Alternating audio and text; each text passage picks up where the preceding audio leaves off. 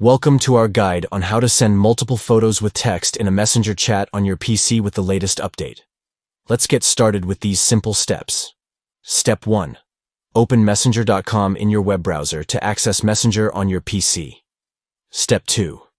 Once you're on Messenger, open any chat where you want to send multiple photos with text. Step 3. Look for the photo and video icon at the bottom of the chat window, located next to the text box. If you don't see these options, simply tap the plus symbol next to the text box to access them.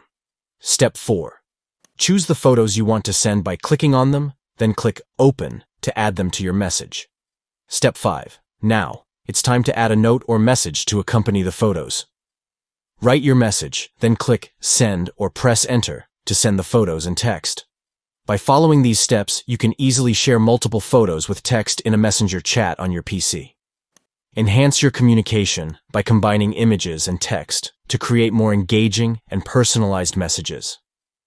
If you found this tutorial helpful, don't forget to give it a thumbs up, share it with your friends, and subscribe for more tech tips. Thank you for watching.